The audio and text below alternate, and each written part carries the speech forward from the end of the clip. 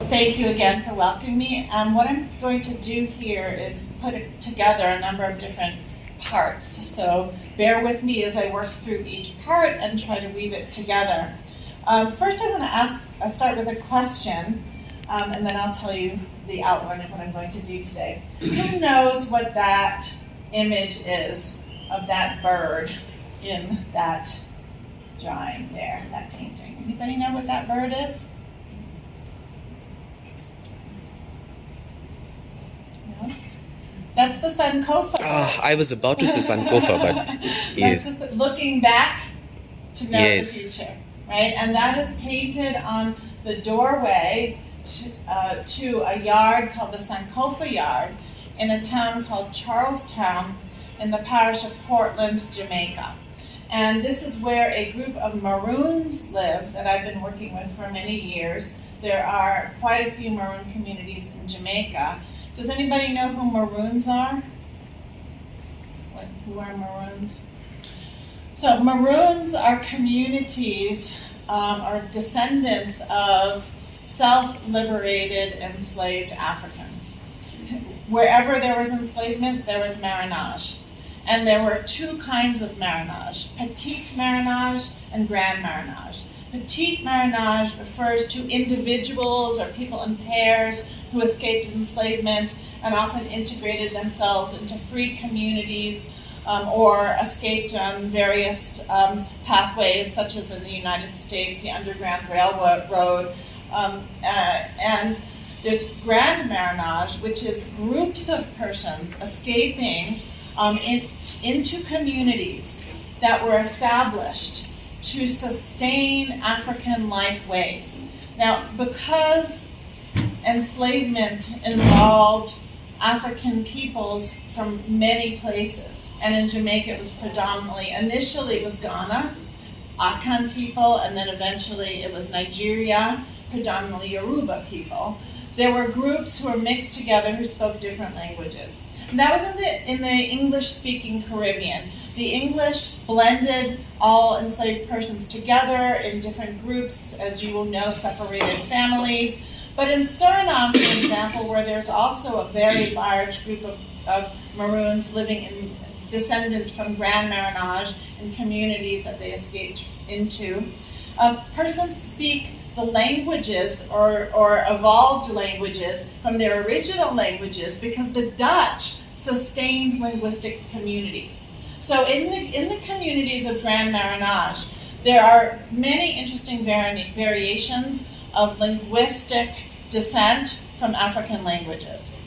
But in addition to language, there are other attributes of African identity that have been sustained. Spirituality, music, in various kinds of drumming, dancing, ideas of political organization, social organization, and of course there was also what we anthropologists call ethnogenesis, new forms of culture that emerged.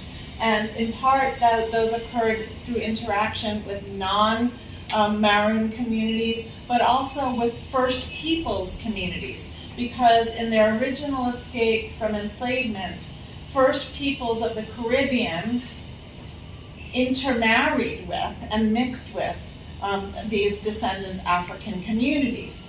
So they are indigenous peoples where their indigeneity comes from their sustaining of African traditions or their intention of sustaining African traditions and their traditions with First Peoples. And I have been working for many years, well, since 2017, specifically on this social movement as an academic advisor, and that's part of what I want to talk to you about today. So in some ways we're going backwards because the film that I'm going to show you was produced in 2013, before this burgeoning social movement really took off. It really began in 2014. And so I want to tell you about the social movement and then go back and look at, in the film, a community that I've worked with since 2004, which is a Maroon community in Trinidad whose agricultural practices are descendant from African cultural practices. It's an incredible journey. I'll just give you one quick example. In this community, they farm hill rice, because hill rice that came from the rice coast. And I'm getting shivers even every time I talk about this, because women wove the rice into their hair on slave ships and planted that rice in their gardens. You know this story? They planted this rice in their backyard gardens that they were allowed to keep under enslavement. And then in this community that is now in Trinidad escaped into Grand Marinage in Florida. There are new archaeological discoveries that demonstrate this long history, where they have found remains of hill rice. And that group of Maroons then fought with the British in the War of 1812 against the Americans, because the British offered them freedom in exchange for fighting with them. So of course they have no allegiance to either side, they just want their freedom. And after the war, this group was transferred to Nova Scotia in the 5 companies that they fought with, and then later the British took them to Trinidad, where they settled in South Trinidad in 5 company villages. The villages were named by the companies that they fought with, and they are known as the American Maroons of Trinidad and Tobago.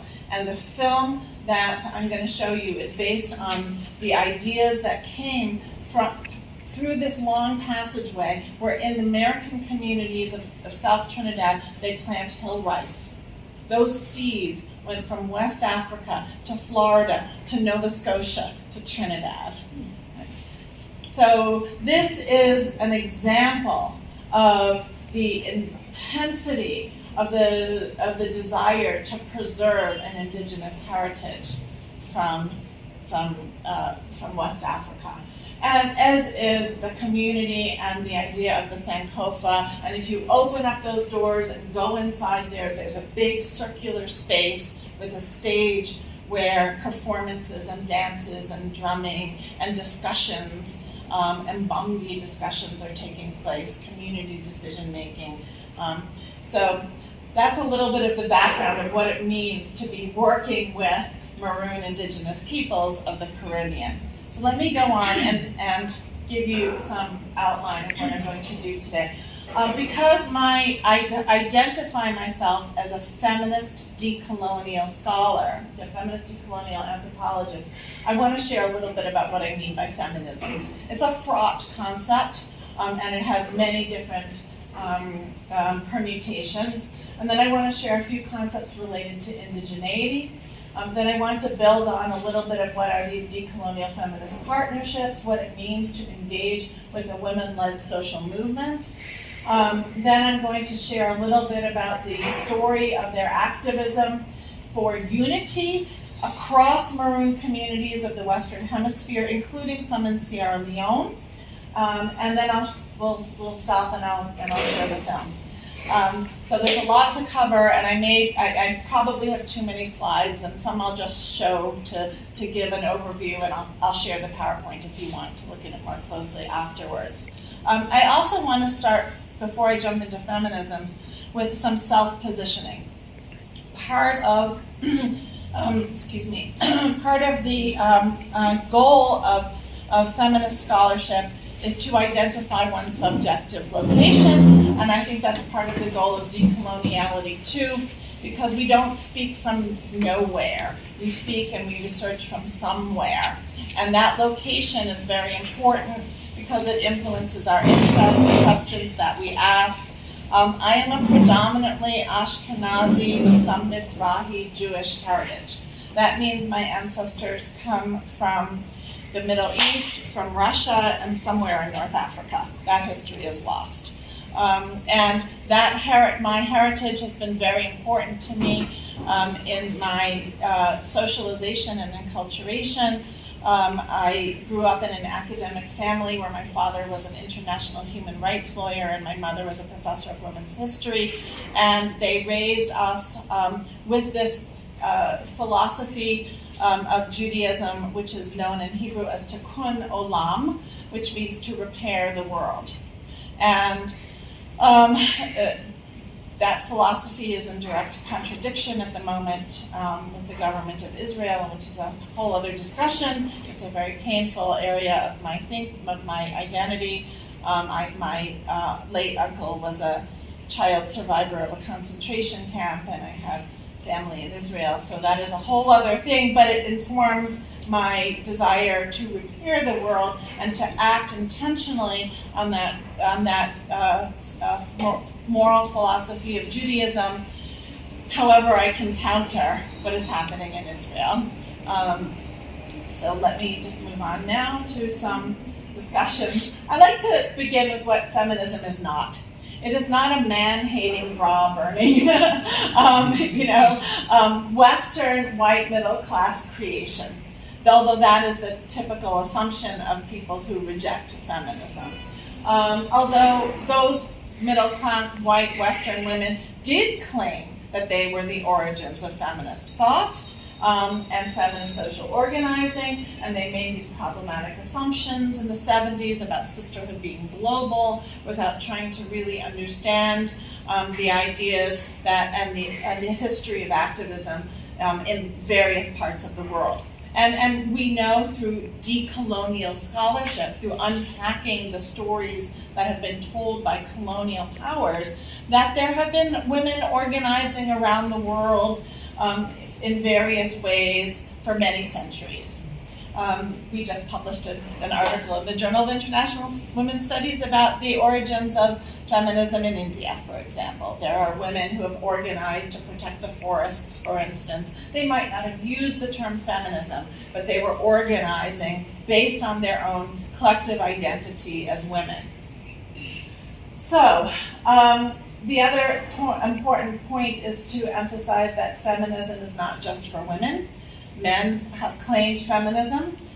In the U.S. Congress in 1920, it was an all-male U.S. Congress that voted for women's suffrage, even though it was white women's suffrage. And so we see men who are partnering with women, who are allies with women, who see and believe for themselves in the principle of liberation based on both biological sex and gender identity. So that's important too. And at least in some strains of feminism, there is no confinement to the idea of heterosexual normativity. Social movements around gender diversity and sexual diversity have also emerged from various branches of feminism. So when I call myself a feminist, I am talking about my belief in the liberatory possibilities for all persons and the role of women in organizing to achieve those liberatory possibilities across all of our differences to find points of commonality where we can work together to transform the corporate coloniality that now dominates the planet. So I like to show some images because sometimes when people you see a man saying this is what a feminist looks like, you feel images are important as somebody's dissertation is focusing on here, and so it's a very diverse umbrella.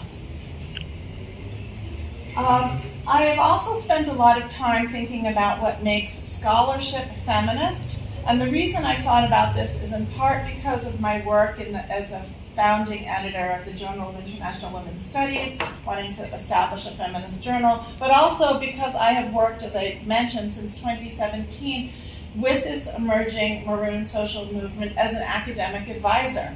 And I have had to define myself in relationship to the group. We've talked together about what it means to be an academic advisor. And as a feminist, I'm contributing to scholarship on Maroons. So I have identified some of these features about feminist scholarship. It draws on specific methodologies because of the belief that personal stories are political stories. And what happens in the realm of politics shapes our personal lives. You know the mantra, the personal is political, right? That is a foundation of feminism even though that phrase was created by a Western white feminist, it resonates across many spaces. So case studies, personal narratives, intersubjective conversations where we arrive at a shared understanding based on our different subjectivities, participatory action research. And this is because feminism is not just a set of theories. As you'll see, there are some very many diverse theoretical models of feminism, but feminism contains the arms of scholarship and activism. It is a transformational way of thinking and doing. There should be no ideology of liberation without plans to activate it, right? And that's what feminism claims in terms of gender equity and women's equality. So I've just listed some, and there are many more. But it, as always happens with any discipline or line of thought, people claim it for themselves, find ways to make it meaningful in their own lives, and generate ways of modes of thought about that. And so theoretical models of feminism are listed, some here. I'm happy later in the discussion if you want, or we can pause at the moment if you want me to explain any of those. But the reason I'm sharing my PowerPoint is so that if you're interested, you can research them, right, and see what they're all about. I'm going to stop and see if there are any questions at this point or any clarifications. Okay. I was just going to ask if you're going to share this. Yes, I am going to share it. I am going to share it. And if you use it, just please do me the favor of citing it. Thank you. The roles of methodology and theory in feminist research and writing, how we go about learning from the world is related to the theories of feminism that we use. So if I'm interested, as I have been, in ecological change, then I'm going to want to ask questions about how ecological change is taking place in communities and what are the roles of men and women. So I bring a gender analysis. It's not just how is ecological change taking place. I'm very specific about asking who is involved and how. Right? So that's again, this is in a nutshell. This could be a whole course. The writing styles. One of the things we've done in the journal and that I encourage is a diverse array of writing styles. So not just scholarly articles, and not just scholarly articles in the sort of model with an introduction, a literature review, a methodology section, a findings section, and a conclusion that regurgitates what you've just read in the paper. That is, something, let's challenge ourselves to write differently, and feminists have done that. So feminist reflections is one genre in the journal. And in general, feminists have also pioneered inclusivity of the voices of those that they've studied. So they've worked hand in hand with grassroots community members and have amplified their voices and decentered academic knowledge as the primary way of knowing. It is one way of knowing the world among many. And so we have to learn how to write in ways that decenters and unprivileges the academic writing as the sole way of sharing and disseminating knowledge. Lived experiences, indigenous knowledges, through lived experiences, or through formal ways of knowing. Because it is also a false notion that science emerged in the scientific revolution. That was one way in which science emerged. But if you stop for a moment and think about it, all human beings are scientific. Because how would we have been able to learn how to know what to eat, what is poisonous, how to create medicines, how to observe our surroundings and build shelters and respond to climate changes and all kinds of other relationships that human beings have with the world around us, with our living earth. Right? We are part of a living earth, even though many have unfortunately become denatured and distant from that living earth. But all human societies have developed scientific approaches to living. So feminism emphasizes that and looks at women's knowledges as a contribution to those ways of knowing and understanding. Okay, let's share some concepts related to indigeneity. So I've been using some terms, but what do I mean by them? Indigenous knowledges refers to those specific knowledges that indigenous peoples possess by virtue of their own experiences. And they have often been marginalized, which is why indigenous peoples have formed social movements and why there's now a forum at the United Nations for indigenous peoples' voices. But their knowledges are primarily rooted in their close relationship with nature. And anthropologists who have studied indigenous peoples across the world have found commonalities across all indigenous groups. In spite of differences that may exist, there is that close connection to nature and spiritualities that are connected to nature. Women's indigenous knowledge is specific to their sociocultural roles, their lived experiences, and especially their roles in relationship to their stewardship of the natural world. And even in using this language, it's problematic. The natural world suggests that there's a binary, right, between the material world, the spiritual world, but in many, in indigenous thought systems, these are fluid. They are overlapping, right? So you're nodding, so you're familiar with that idea, right? So one of the challenges of even speaking about any of this and claiming to do so from a decolonial perspective is using a colonial language that is rooted in binaries and a certain form of scientific knowledge, right? That makes these kinds of separations. But as you may know, certain important African writers like Chinua Achebe and Ngugi, right, have very clearly stated that they are going to write in English, and they are going to find ways to write in English because they want to communicate with as many people as possible, and they're going to make that bridge. So that what I've just said is embodied in this idea of indigenous personhood. Right? Nature is not just a resource for human use alone. It is a web of beings.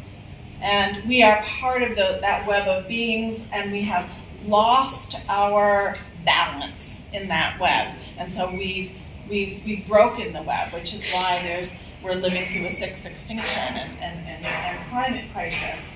And other living beings, and even the forces of nature, wind, etc., rain, are considered to be part of a web of kinship relationships, right? So my brothers from the rabbit family, my brothers and sisters and they are embodied often in totems. Totems are the lineage of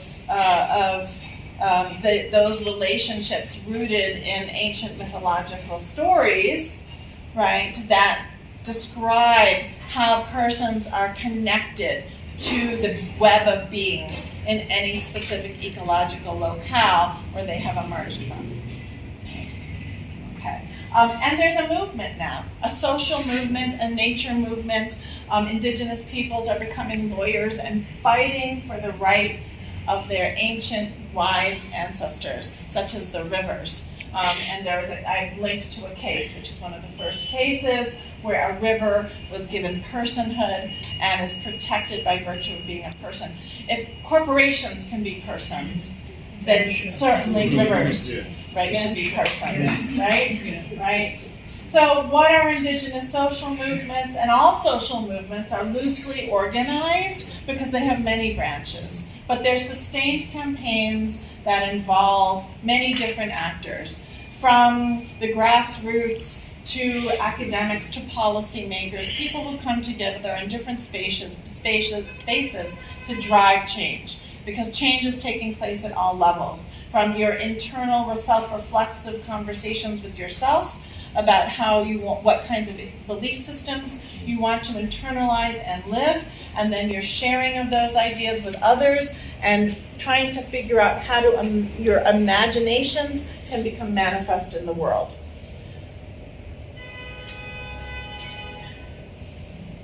Okay, so now moving on to what it means to pull these things together into a decolonial feminist collaboration and partnership. And I really started to think very actively about this when I was invited to be an academic advisor in 2017 with the Maroons, although I had thought about it before because anthropology is a colonial discipline. Anthropology is rooted in the history of colonialism, where the first anthropologists were colonial administrators who gathered information to share with military bases to best dominate those who they were learning to understand. In the process, of course, of coming to understand the people they were living with, many anthropologists started to fall in love with those societies and realize that the colonial approach was a dangerous one. And so over time, anthropology started to separate itself out from its colonial roots and try to interrogate the power relationships and dynamics that exist. So I was trained in graduate school in the 1980s when this movement for decolonizing anthropology was really emerging, and I thought seriously about how can I be an anthropologist? How, given my roots, my history, how can I engage in this space?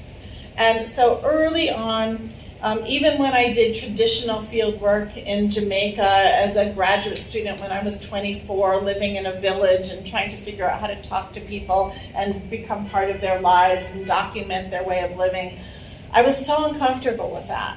But I was 23, 24, I didn't really know what to do with it at that time. And so over the years, the way in which I decided how I was going to engage with anthropology. It really happened in 2004 when I had my first Fulbright in half a year in Jamaica, half a year in Trinidad, and it was then that I met Akila Jaramogi, who is the woman in the Earth, Water, Woman film that you'll see shortly, and who is American Maroon, who grows hill rice in her community. And when I met her, I realized she was a leader of a social movement, not yet a Maroon social movement, but a social movement in Trinidad that combined Rastafari, Black Power, feminism, Black feminism, and environmentalism. And so I determined that the way in as a decolonial feminist anthropologist was to align myself with social movement actors who were already making change in their community. Persons who had already developed a philosophy of liberation that came from their own lived experiences, and that I would lend my position as an anthropologist in a global North university that gives me opportunities and access to grants and to a space to publish an online open access journal and all kinds of things like that. I would harness that position of power and use it in service to social movement activism. So that's how I started to define what it means to be a decolonial feminist anthropologist. And thinking about what does a partner mean? I did a lot of reading, and the idea that comes from Zeg Wu, the African feminist scholar, really resonated with me. It defines a relationship in which two or more groups of people who may occupy different sociocultural classes have chosen to work collaboratively in a communal effort to attain a common goal. Central to this idea and relationship is the presumption of equality. Being partners, they cooperatively work toward that common goal. They must have mutual respect for each other, even though they may not agree on everything. That completely resonated with me and has been a guiding mantra since 2004 for me. Decolonial critiques, what are they? They combine for me 3 elements, and this is actually, I thought I put in a citation, so I wonder where that went. Maybe I didn't save mine. That actually comes from a scholar working at the University of Johannesburg, whose name escapes me at the moment. So I can't, and she's at an institute for, I can't even remember at the moment, so I'm sorry about that. I'll have to look it up. And just this morning I put in the citation for that, so I don't know where it is. The coloniality of power, which still pervades all spaces. The coloniality of knowledge, which refers to what we were talking about earlier about science, right? And the coloniality of being, which refers to the contrast that we made between identifying nature and culture and spirituality and deconstructing that and trying to understand different ways of being that merges these areas and perhaps others. So a decolonial feminist partnership, this is my definition, the ethical responsibility on the part of university-based activists to harness the power of one's position to secure visibility and opportunities for the liberatory agendas of indigenous girls and women, and through that, for all genders. If women and girls have equal opportunity, then you're also transforming gender dynamics. And this is both gender and repertory justice combined. And it's also climate justice and economic justice. It's justice. What I also thought about on the right here is some very specific ways in which I wanted to manifest and implement this idea. And I thought about emotions. There's a field called the anthropology of emotions, which inspired me here. One of my early mentors, Halan Page, who went through a gender transformation when I was in graduate school, was thinking about the anthropology of emotions. And I was very aware that these organizing spaces were emotionally fraught, and I also had emotions that I had to manage. So building caring relationships is part of these interpersonal dynamics. The people I work with are not only my friends, but they are my extended family. And that comes with obligations and responsibilities, as all family relationships and kinship relationships do. It involves a passion, compassion. Sometimes there's tension and arguments, and we have to figure out how to heal them. And as the late Bell Hooks has talked about, love. Right? To love well is the task in all meaningful relationships, not just romantic bonds. That's in her book on love. Right? So it's not very typical to talk about love in academic spaces, but how are we going to transform the institution of academia into a decolonized space if we don't talk about love? So we talk about love a lot in these spaces. Listening and learning. I do a lot of listening. It's a constant process of thinking about the ways in which ideologies, belief systems, stereotypes, biases have been internalized subconsciously, and facing that. It's not always easy, but that's part of lifelong learning. Thinking and writing together, co-authorship, not doing what earlier anthropologists did. You go study someone, you go write about them, you make your career off of what you wrote about, and nothing happens to change those communities. In fact, the knowledge may even be damaging, right? So challenging that. Again, respectful disagreements. There are some truly painful disagreements. We have had some discussions about my own heritage, about what it means to be a Jewish person working in, and my family is also multi and biracial, so thinking about those cross-pollinations and how they engage in spaces, dealing with biases on my part and on other people's parts. Engaging in ongoing self-reflexivity and evaluation. You can see these are all tied together, but I wanted to make them specific. And reciprocity. Right, the foundation of equality, rooted in equity, acknowledges different modes of giving and receiving. So while I may have access to grants, if I spend hours writing grants, as I have, to be able to create opportunities for Maroon peoples to come together, I'm going to show you an example. then it's not that I necessarily expect at this moment that there's going to be reciprocity, but I do hope that there is some recognition of my labor. You know, that's also part of being a feminist, that care work and the work of, and women's work is not just taken for granted, but is acknowledged.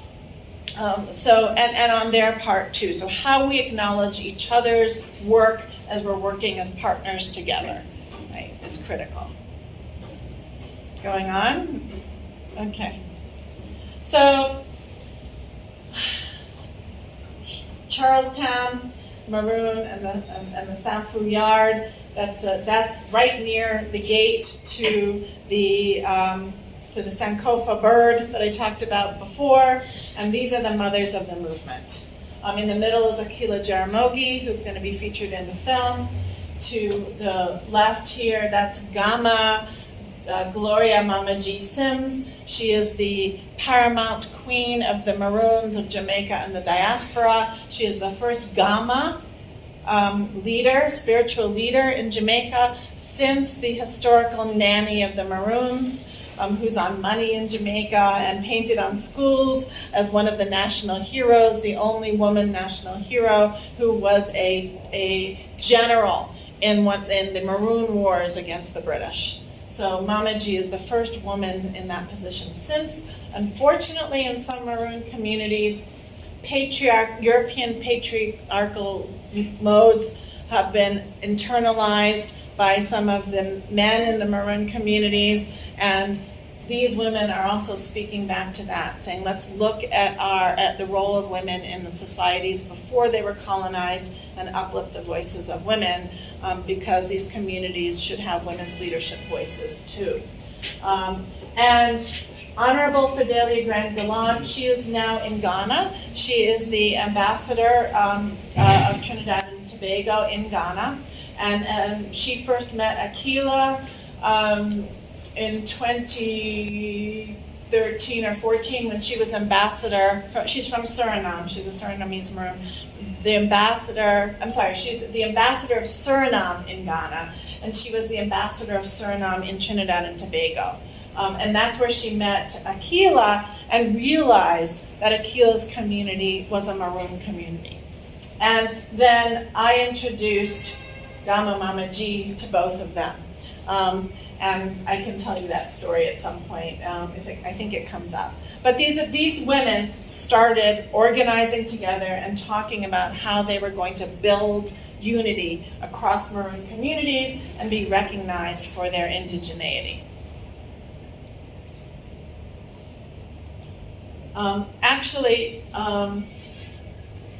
All right, I'm just going to go through this really quickly, but I just want you to see that there's been a lot of activity going on. But actually, I should go back and tell you this story because it does show a feminist decolonial partnership in how all three came together and why they're here and why it is me who's taking that picture. Akila, and as I said before, and I have known each other since 2004. I met Mamaji about 10 years later, and Mamaji had already met. I'm sorry, my story's getting me a little bit confused here. This is what happens, problems with histories. Fidelia and Mamaji knew each other because Fidelia had traveled to Jamaica to meet the Maroons of Jamaica, where she started to conceive of this idea of unity and partnership. And then, when one year, I think it was 2016, Akila and Mamaji were at my house in Providence, Rhode Island, because when I'm not in Jamaica, I'm at Bridgewater State University in Massachusetts, where I'm a professor of anthropology. And they were there for our annual Caribbean Carnival that was focusing on indigenous voices of the Caribbean. So they were staying with me, and we were talking about Fidelia Grand-Gallant, and we decided to Skype her because there wasn't Zoom yet. So we Skyped her in Suriname, and we said, look, we need to do something. How are we going to come together? And that's where we started to plan, and that's where Gama, where all three of them came together, and then we said, okay, there's a conference in Charlestown every year. Charlestown organizes a conference on Maroons of Jamaica. Let's go, let's make this the first international Maroon conference and share this idea about uniting Maroons. So that's at that conference. So the discussion happened around the kitchen table, and that's important because lots of organizing that women have engaged in starts at the kitchen table. Collapsing that idea of the domestic space and the political space. So this is I'm just going to go through this very quickly. I'm not going to even read it. I'm just going to show you that starting in 2014, those Mama G and Fidelia signed a memorandum of cooperation, as well as somebody from Kerwin Callender, who was from Trinidad and Tobago. So then you can just see all of what's been going on. There was a Trinidad contingent went to Suriname to observe Suriname Maroon life. There was a mission to go from Carriacou to look at different ways of life in different Maroon communities. There was that conference, the 9th Annual International Maroon Conference in the Safu Yard. There was an international workshop following that, and it just keeps on going. All movement, travel across the region, introducing everyone to one another, finding ways to come together, and finally in 2019, attending the 18th session of the UN Permanent Forum on Indigenous Issues. I got an international human rights lawyer on board to work as part of the team without any payment. There was an effort to organize in Dominica and to create a gathering to bring together Maroons to share culture, then to go on again to the United Nations session to introduce we are Maroon people, we are indigenous people, and then to go on to Geneva. And now, later in March, at that last meeting in New York, we met the Special Rapporteur on Indigenous Peoples' Rights, and in March he's coming to Jamaica to meet Maroons from all over the place and to go visit Maroon communities. Okay, so some of the things here, I know this is getting long and I want to show you the film, so I'm going to just move through, show you some photos and move through quickly. This is a list of some of the questions that I've been asking from an academic perspective, trying to drive a conversation that can link all of these different levels from community work to the United Nations. How can we bring United Nations ideas into conversation with what's happening in communities and the like? This is Mama G's family. She's a grandmother of 3. She's taking care of them. We have received blessings to continue this work. After that initial conference in 2017, we went to talk to the colonels and said, we want to go on to other communities. Can we do this? And they said, yes, go ahead. And come keep on reporting to us.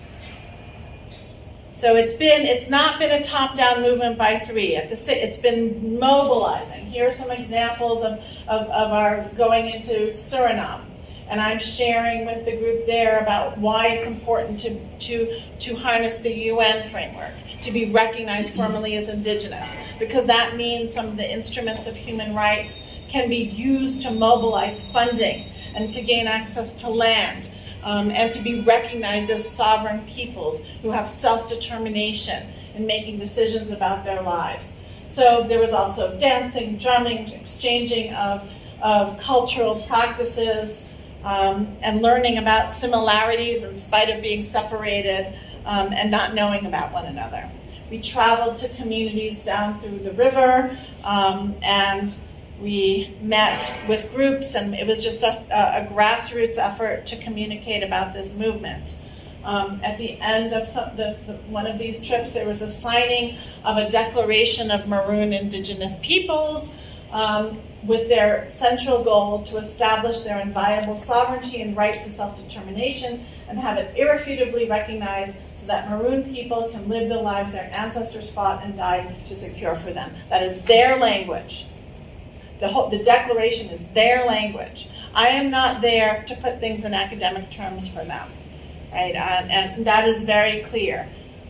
I might help with some editing and distributing. Here's just an example. This is the former ambassador to the UN from Trinidad and Tobago. This is a visit, the first visit to the UN. Here are some of the ways in which I've used the journal to amplify their voices. They have published some work in the journal so that it's widely distributed.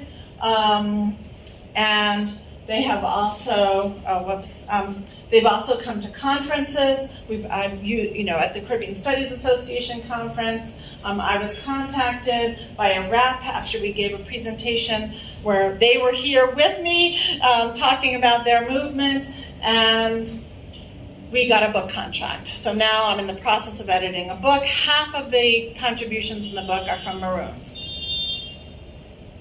And we were planning a trip to Dominica and I worked with another colleague who's editing the book with me to get money to bring Maroons from across the region to Dominica, where there is an incredible history of Maroon resistance against enslavement, and to amplify that and to bring Maroons together. And so that's some of what I just said. We also liaised with the UN Population Fund to get additional funding. These are people who live in communities who don't have money just to jump on a plane and come to a gathering. So the academic role is to help them with that. And I wanted to share this with you. This is that when we're thinking about how are we going to organize the gathering and what are some principles that are meaningful for Maroon communities that have been sustained, and how are we going to organize the book, these became the 6 pillars that organize Maroon unity.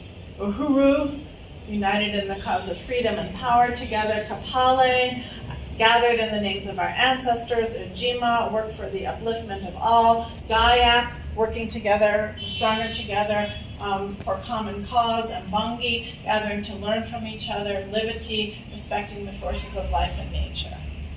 So this is a very abbreviated definition. They have much fuller, richer explanations of how they've sustained these concepts in their communities.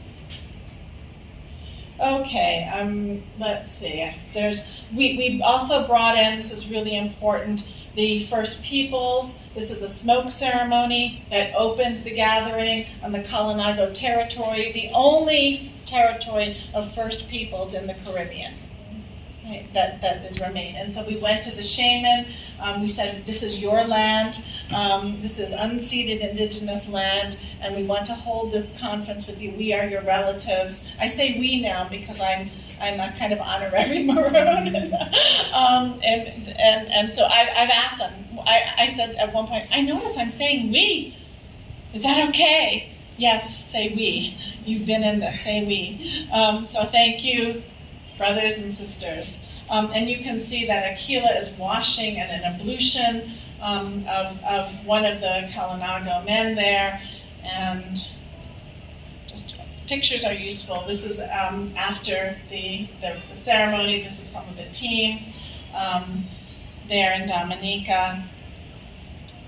This is the Garifuna. That's the shaman, Gerald Langlace, and that's a Garifuna leader. She's an ambassador, Cynthia Ellis. She's also editing the book with us. Here, after the smoke ceremony, we met together and shared how we want them to work with us. This is the chief, the young chief of the Kalinago community. He is both Maroon, he has African ancestry. They recognize their shared history with Maroons. This is a ritual that took place in a Roseau, which is the capital of Dominica, in the marketplace. And look, a rainbow blessed us afterwards. This is a place where Maroons who escaped enslavement but who were nonetheless hunted down and captured, were tortured and hung. And this is an offering to them to revive the spirit of the ancestors, the spirit of Marinage in this movement going forward. And here's just some photos of the gathering together. And we've had gatherings since, but I'm going to end my slide presentation here. And maybe we can get up and stretch for a few minutes if you want to, and then we have a 23-minute video.